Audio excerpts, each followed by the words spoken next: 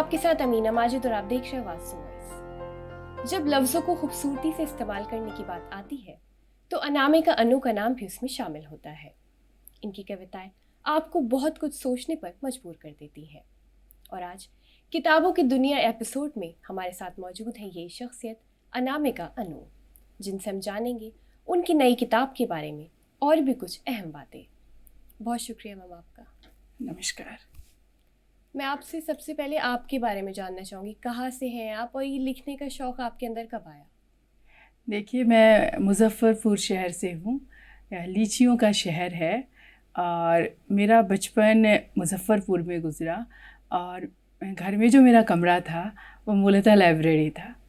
तो लाइब्रेरी में ढेर सारी किताबें थी, तो मेरा बचपन किताबों के बीच गुज़रा और जो आसपास का माहौल था और जो जीवन था वो लेखन के लिए जो आपको कच्चा माल चाहिए वो उपलब्ध कराने वाला था।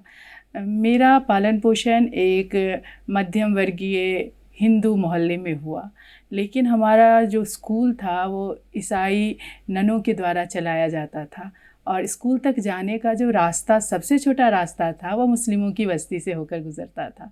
तो हम उनके आंगन से होकर गुजरे। वे आर्थिक रूपेण उतने संपन्न न थे, लेकिन दिल के बहुत बड़े थे। मैंने उनके साथ बैठकर रोटियां खाई, उनका जीवन देखा और एक तरह से हम गृहस्थों के घर से होकर गुज़रते थे और सन्यासिनियों के पास बैठकर हम अपनी पढ़ाई लिखाई करते थे। तो हमने गृहस्थ और सन्यास दोनों जीवन को देखा, विपन्नता भी देखी, संपन्नता भी देखा, एक मध्यम वर्गीय सामाजिक जो द्वंद्व होता है उससे भी होकर मैं गुज़री। तो ये सारा कच्चा माल मेरे पास तैयार था और जब मैं लेखन में आई तो इस सब ने मेरी बहुत मदद की। जब मैंने 7वीं में थी तो मैंने अपनी शिक्षिका के कहने पर एक कविता लिखी थी। पिता प्रदे प्रपाठ लिए पुकारते हैं, पथ प्रवाचक रुका पथ पर, सुना सजग सचकित सगरा सुवचन, पथ का पाथे ले लो फिर चले जाना, पल का पाखंड खरा है, पल की पौरुषता खत्म हुई, ऐसे में खाली हाथ न जाने दूंगा, पथ का पाथे ले लो फिर चले जाना। जब ये कविता मैंने लिखी, बड़ी कविता थी, एक छोटा अंश है उसका, तो मेरी हिंदी की शिक्षिका बड़ी खुश हुई और उसके बाद से मैंने लेखन पर ध्यान देना शुरू किया। तो जैसे आपने कविता सुनाई तो किसी ने आपको इंस्पायर किया, आपकी फैमिली में या आसपास किसी ने इंस्पायर किया आपको? उन दिनों हमारे शहर में दूरदर्शन आया और महाराष्ट्र से राम बाबू भंडारकर उसके डायरेक्टर बनकर आए और उन्होंने एक प्रतियोगिता रखी कि शहर में जो सबसे अच्छा हिंदी में लिखता है और बोलता है उसकी 2 प्रतियोगिताएं हुई। उन दोनों प्रतियोगिताओं में मैं प्रथम आई। तो बच्चों का जो कार्यक्रम होता था उस कार्यक्रम को होस्ट करने का मुझे मौका मिला। हमारे बच्चों के कार्यक्रम की रिकॉर्डिंग के बाद साहित्यकारों का कार्यक्रम होता था, तो शहर भर के, दूसरे शहर के साहित्यकार आते थे, तो उनकी कविताएं, उनकी बातचीत सुनने का अवसर मिला और इस बात ने मुझे बहुत प्रेरित किया। तो मैं जानना चाहूँगी, जो आपकी कविताएं होती हैं इनके ज़्यादातर जो टॉपिक होते हैं वो किसके इर्द गिर्द घूमते हैं? क्या किसी टॉपिक कोई ऐसा होता है, आप हमेशा अलग अलग टॉपिक चुनती हैं? देखिए, जीवन में जितनी विविधताएं और जितने तत्व हैं, जितने क्षण हैं, जितने विचार हैं, जितनी भंगिमाएं हैं, वे सब कविता का विषय होती हैं। कोई विशेष ऐसे चुनकर हम लिखना शुरू नहीं करते, लेकिन जैसे सबों की कविताओं में होता है, उसमें प्रकृति होता है की उपस्थिति होती है, प्रेम होता है, क्रांति होती है, विद्रोह होता है, अन्याय के खिलाफ आवाज़ होती है, अपने अवसादों से लड़ने के तरीके होते हैं। तो इस तरह जैसा जीवन चलता रहा और जीवन में जो जो दृश्य आते चले गए वो कविता में ढलते चले गए। जैसे हम देखते हैं आपने इतनी सारी किताबें लिखी, इतनी सारी कविताएं लिखी, तो मैं आपसे जानना चाहूँगी आपकी सबसे पसंदीदा कविताएं किताब कौन सी है जो आपको बहुत अच्छी लगती है? अभी तक मैंने वो लिखी नहीं है। अच्छा। और कविताएं मुझे एक तरह से बहुत अच्छी लगती हैं। आप सब जानते हैं कि कविताएं संवेदनाओं को व्यक्त करने की सबसे तीक्ष्ण और सघन अभिव्यक्ति माध्यम है और कविता कभी अपने पाठकों पर अर्थ आरोपित नहीं करती। वो पाठकों को यह स्वतंत्रता देती है कि वो अपनी तरह से अपना अर्थ सृजित करे। तो ये मुझे बड़ा लोकतांत्रिक लगता है। तो कविता मेरी पसंदीदा विधा है। जैसे मैं देख रही हूँ मेरे सामने जो किताब रखी है, मैं दीवारों पर खिड़कियाँ लिख रही हूँ, तो मैं इसके बारे में जानना चाहूँगी, किस बारे में है ये किताब? किताब में 5-6 खंड हैं और कुछ में खदान मज़दूरों पर कविताएं हैं, कुछ में स्त्री के संघर्षों पर कविताएं हैं, कुछ प्रेम कविताएं हैं, कुछ शहरों पर कविताएं हैं, कुछ जीवन में आए गए पशु पक्षी वृक्ष फूल उन पर कविताएं हैं, कुछ जीवन में आए लोगों पर कविताएं हैं, कुछ देखे गए कुछ अनदेखे प्रसंगों पर कविताएं हैं। मतलब हम ये कह सकते हैं जो रोज़मर्रा की ज़िंदगी से जुड़ी चीज़ें होती हैं, आप उन पे किताबें लिखना पसंद करती हैं। जैसे यहाँ और भी किताबें हैं कई, तो मैं जानना चाहूँगी इंजी करी जो किताब है, इसका मतलब क्या है, इस वर्ड का मतलब क्या है, और ये बुक किस बारे में है? हाँ, इंजी करी मलयालम भाषा का शब्द है। इंजी का मतलब अदरक और करी का मतलब सब्ज़ी। तो इंजी करी मेरा पहला काव्य संग्रह है जो वाणी प्रकाशन से आया था। इंजी करी मृदा पात्र में पकती है और इसमें हम शक्कर डालते हैं, नमक डालते हैं, इमली खटाई डालते हैं, मिर्च डालते हैं। इतने सारे स्वाद इसमें डाले जाने के बावजूद इसका अपना एक स्वाद होता है और यह ना तो चीनी का स्वाद मारती है, ना नमक का स्वाद मारती है, ना खटाई का और ना मिर्च का। लेकिन जो ये इंजी करी पकती है वो अगर साद्या या विवाह में आपने तरह तरह के व्यंजन खाए, उसके बाद अगर आपने इंजी करी दावत के बाद खा ली तो ये वो सारी अपच की जो चीज़ें होती हैं उनको पचा देती है। तो मेरा मानना है कि भारत में हम विभिन्न आर्थिक स्थितियों से, विभिन्न विचारधारा से, विभिन्न सांस्कृतिक पृष्ठभूमि से आते हैं और एक साथ सबकी वजह है कि सबका दर्शन इस मिट्टी में पक रहा है, कोई किसी का स्वाद मार नहीं रहा है और हर स्वाद महत्वपूर्ण है। उसके बाद जो तैयार होता है वही भारत का की विचारधारा है, वही भारत का दर्शन समन्वित दर्शन है और यह हर तरह के वैमनस्य असहिष्णुता का एक बौद्धिक इलाज है। जैसे हम देखते हैं मेरे सामने किताब है यारे, किस पे लिखा है, पहला प्रेम पत्र लिखूं तब भी आंखें गीली, आखिरी लिखूं तब भी। तो इसमें तस्वीर जो है मैं दिखाना चाहूँगी ऑडियंस को कि एक बहुत खूबसूरत तस्वीर है एक परिंदे की, तो इसके बारे में मैं आपसे जानना चाहूँगी, क्या किताब है ये? हाँ, यारे का मतलब होता है चाँद, नया चाँद। देखिए ये समय घृणा का है, असहिष्णुता का है और मुझे हमेशा लगा कि यह वह समय है जिसमें प्रतिरोध की सबसे मजबूत भाषा प्रेम है। तो मैंने पूरब पश्चिम उत्तर दक्षिण के 4 पीढ़ियों के कवि लेखकों को आमंत्रित किया कि वे प्रेम पत्र लिखे, घृणा के समय में प्रेम की भाषा लिखे, यही हमारा प्रतिरोध था। तो इसमें अशकर वजाहत के प्रेम पत्र हैं, आलोक धनवा, अनामिका दी के प्रेम पत्र हैं, नीलेश रघुवंशी जी के हैं, बहुत से मैत्रेयी पुष्पा जी के प्रेम पत्र हैं, सूर्यबाला जी के हैं, तो बहुत से के सच्चिदानंदन के लेखक कवियों के हैं। पहाड़ों पर जो कवि हैं उन्होंने लिखे, हुज़ैफ़ा पंडित ने कश्मीर से लिखा, के सच्चिदानंदन ने केरल से लिखा, राजस्थान से लोगों ने लिखा, अरुणाचल से लोगों ने लिखा और इस तरह से ये एक पूरे भारत को अपनी तमाम विविधताओं के साथ 4 पीढ़ियों के साथ प्रेम को रिप्रेजेंट करता है। जैसे आपने बताया कि आप महिलाओं के ऊपर भी किताबें लिखते हैं, कविताएं लिखती हैं, तो ये जो येन पग कथा है इसमें तस्वीर भी बहुत अच्छी है कि एक महिला है और वो पंख है उसके, तो इसके बारे में बताइए आप कुछ। यनपक कथा मुझे हमेशा लगा कि कुछ ऐसे अनुभव हैं जो पात्र खोजते हैं, संवाद खोजते हैं और कथात्मक विस्तार चाहते हैं। इसके लिए मुझे कहानियाँ लिखनी चाहिए, तो मैंने कुछ कहानियाँ लिखी थी।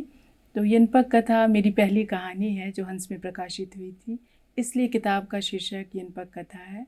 स्त्री इसलिए है कि इसमें बहुत सी कहानियाँ स्त्रियों से संबंधित है, मानवीय रिश्तों से संबंधित है। ज़्यादातर कहानियों के केंद्र में स्त्रियां हैं और स्त्रियों के पास पंख हैं, उनके कंधों पर चिड़ियों का कोलाहल है और उनके मस्तिष्क में उनके तमाम विचार, उनके दर्शन, उनका जीवन है। इन सबों को ये कहानियाँ समेटती थी, इसलिए इस किताब का कवर इस तरह से बनाया गया। मैं आपसे जानना चाहूँगी आप आगे और किन टॉपिक्स पे सोच रहे हैं? जैसे ये सब तो आपने बताया, आपने स्त्रियों पे लिखा है, आम जो हमारे टॉपिक्स होते हैं उन पे लिखा है, तो और आगे आपकी क्या प्लान्स हैं? मैं लंबे समय से छत्तीसगढ़ की गनियारी गांव जाती रही हूँ और वहाँ की पारधी जनजाति पर मैं लंबे समय से काम कर रही हूँ। और पारधी जनजाति में एक बहुत बड़ी कलाकार हैं, उनका नाम तीजन बाई है। वो पंडवानी गाती है। पंडवानी में पांडवों की कथा कहते हैं और सबल सिंह चौहान के गुटके में ये कथा कही जाती है छत्तीसगढ़ी में। और कापालिक शैली की तीजन बाई एक महत्वपूर्ण कलाकार हैं छत्तीसगढ़ की। वो पहली पद्म विभूषण से सम्मानित कलाकार हैं। उनकी जीवनी लिख रही हूँ और पारधी जनजाति पर भी शोध कर रही हूँ। ये किताब जल्दी आएगी। जैसे हम देखते हैं आज के सोशल मीडिया के ज़माने में नए नए कवि, नए नए शायर आ रहे हैं जो सोशल मीडिया के ज़रिए अपनी बात लोगों तक पहुंचा रहे हैं। तो आपको कैसा महसूस होता है? फिर आप सोशल मीडिया का इस्तेमाल करती हैं अपनी बात लोगों तक पहुंचाने के लिए? मैं सोशल मीडिया पर बहुत कंफर्टेबल नहीं हूँ। जब किताबें आती हैं तो एक तरह का दबाव होता है कि पाठकों को तक किताबें पहुंचनी चाहिए, तो मुझे थोड़े समय के लिए सोशल मीडिया का इस्तेमाल करना पड़ता है।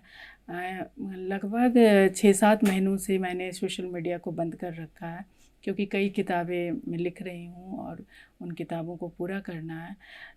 सोशल मीडिया एक अच्छा माध्यम है अगर आप उस माध्यम का इस्तेमाल अपने पाठकों से जुड़ने के लिए कर पाते हैं। लेकिन मैं इस सोशल मीडिया में बहुत कंफर्टेबल महसूस नहीं करती, तो मैं इसका इस्तेमाल बहुत कम करती हूँ। लेकिन नए बच्चे इसका इस्तेमाल कर कर पाठकों तक पहुँच रहे हैं और ये बहुत उत्साहवर्धक है। तो जैसे आपने बताया आप कम इस्तेमाल करती हैं थोड़ा अपना वक्त बचाने के लिए, ताकि आप लिखावट में ज़्यादा ध्यान दे दें, जी मतलब जी ये समझ आया जी। हमें। मैं जानना चाहूँगी जो पहली कविताएं लिखी जाती थी, जैसे जो आपने कविताएं लिखी हैं, और जो अब नए बच्चे आ रहे हैं, नए लोग आ रहे हैं, कवि आ रहे हैं, वो जो कविताएं लिख रहे हैं, तो आपको उसमें क्या फ़र्क नज़र आता है? चीज़ें बेहतर हुई हैं या अब कुछ ज़्यादा ही फास्ट चीज़ें चल रही हैं? नहीं, आज के बच्चे बहुत अच्छा लिखते हैं।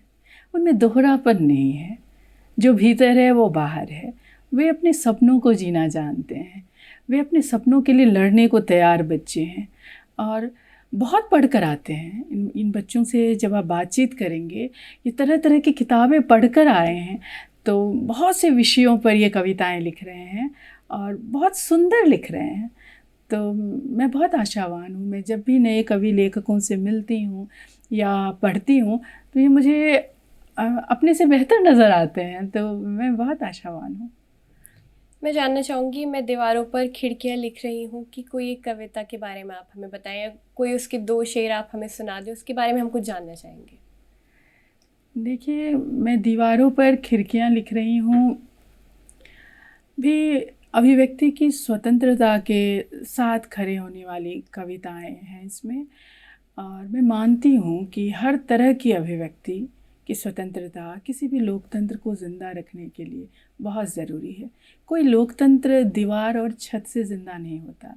वह खिड़की, झरोखे, दरवाजे से अपनी नई दुनिया तलाशता है। तरह तरह की अभिव्यक्तियों से जुड़ता है, तरह तरह के संवाद से जुड़ता है, तब कोई लोकतंत्र आगे विकास का रास्ता देख पाता है। तो यहाँ इस बात में, इस पूरे संग्रह में प्रेम तो है ही, और इसके अलावा इस बात की पुरजोर वकालत है, यह कहकर नहीं है, कि दुनिया विविधताओं से बनी है और ये देश भी विविधताओं का देश है। विविधताओं का सम्मान ही इस देश का सम्मान है। और संवाद की कुर्सी और संवाद के टेबल हमेशा तैयार रहे, इससे ही देश आगे बढ़ेगा। प्रेम, तरह तरह से प्रेम इस संग्रह में है। कुछ खदान मज़दूरों पर कविताएं हैं, कुछ ऐसी स्त्रियों पर कविताएं हैं जो सामाजिक जीवन में जुड़ गई और बाहर सामाजिक जो ताने बाने हैं, उनके जो कस्ते सिकंजे हैं, जहाँ उन्हें घुटन महसूस हुई, उससे निकलने की उन्होंने कोशिश की। शहरों पर हैं, ऐसी जगहों पर के बारे में है जहाँ मैं गई थी।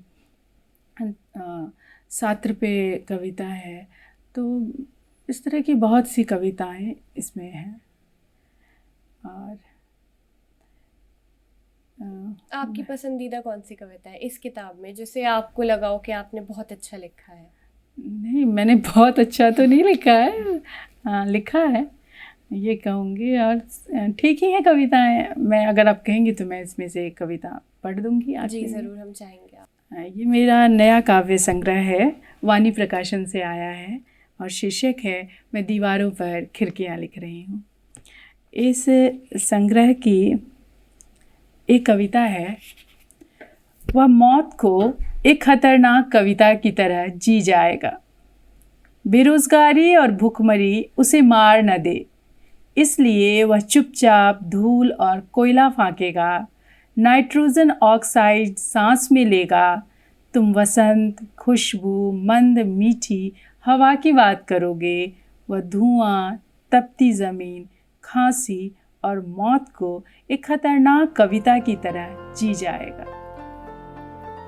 बहुत शुक्रिया आपका, बहुत अच्छा लगा आपसे बात करके। शुक्रिया। आज किताबों की दुनिया एपिसोड में हमारे साथ थी अनामिका अनु, जिनसे हमने बहुत अहम बातें जानी। ऐसी और भी वीडियोस के लिए आप देखते रहिए आवाज़ द वॉइस।